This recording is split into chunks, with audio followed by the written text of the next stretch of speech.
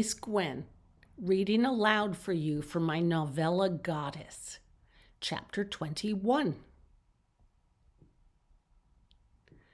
Madeleine reached up with her right hand and traced her fingers along Lady Venus's stone cheeks and chin, and marveled at her touch.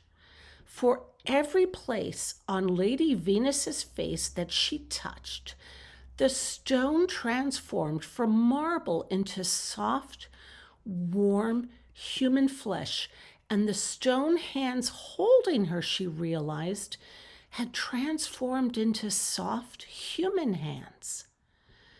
Lady Venus stared intently into her eyes, and after a moment let out a sigh of relief.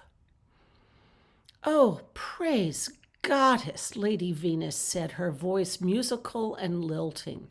"You're awake." "What's happened?" Madeleine asked. "You fell into the water, my dear." "I did? Oh dear, how did I do that?" "You were exhausted." "Oh." Lady Venus drew Madeleine in close to her chest and then flipped her around as if she were as easy to manipulate as a rag doll. She pressed Madeleine's back up against her chest, and it reminded Madeleine of how she used to strap a baby carrier around her own chest when she took her baby daughter along with her on her winter walks. As her back rubbed up against Lady Venus's chest, the stone softened to human flesh. Madeleine looked down and saw a wet, massive lump stretched out on the slate apron. With a dull throb of shock, she registered its ugliness. "Oh, dear, that's me." Her inert form was enormous. She noticed the people surrounding her, all attempting to revive her. A little of her anger and rage at life dissipated in the presence of all these people coming forward. So many people trying to save me. Yes, indeed.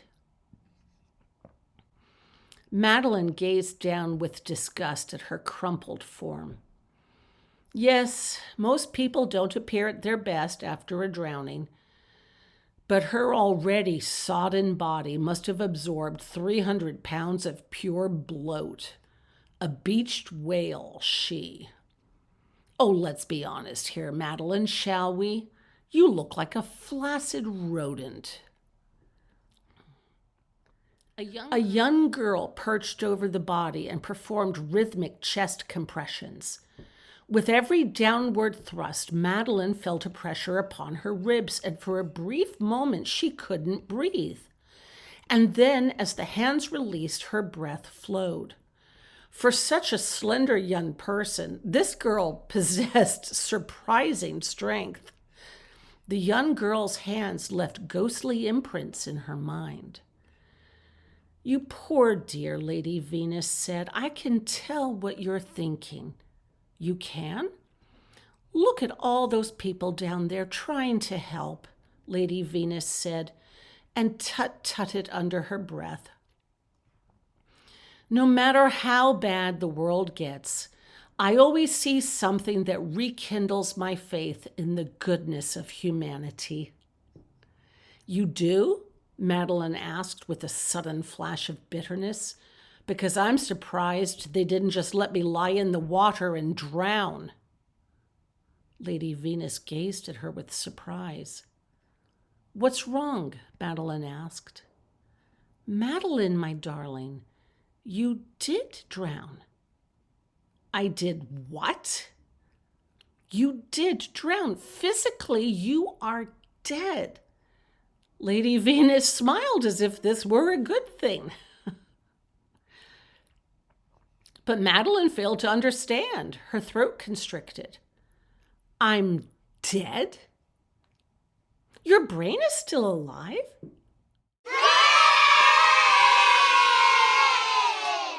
Lady Venus said, as if this offered some comfort.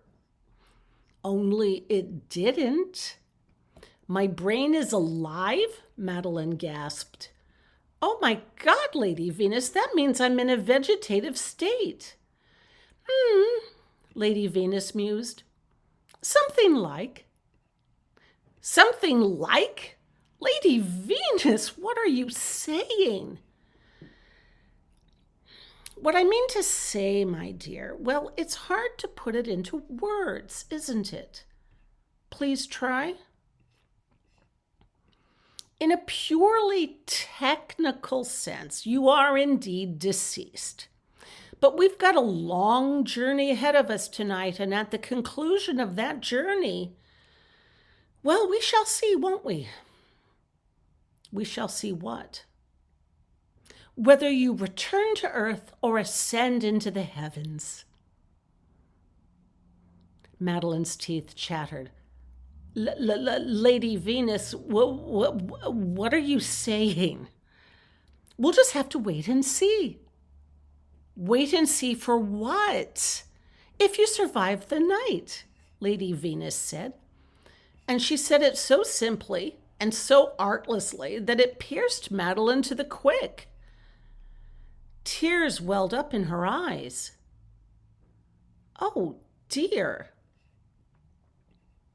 Helen used to employ the phrase, "we shall see," whenever Madeleine asked her mother for something that she wasn't certain she'd get. We shall see and we shall wait and see were the mantras of her childhood. Oh, this is awful. Don't fret, little one. You are bearing witness to an astonishing event tonight. It's an occurrence that takes place only once every 100 years or so. Really? Yes, Lady Venus smiled serenely. Would you like me to tell you about it? Yes, please.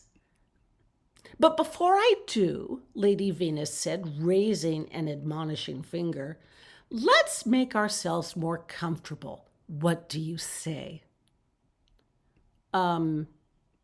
Sure,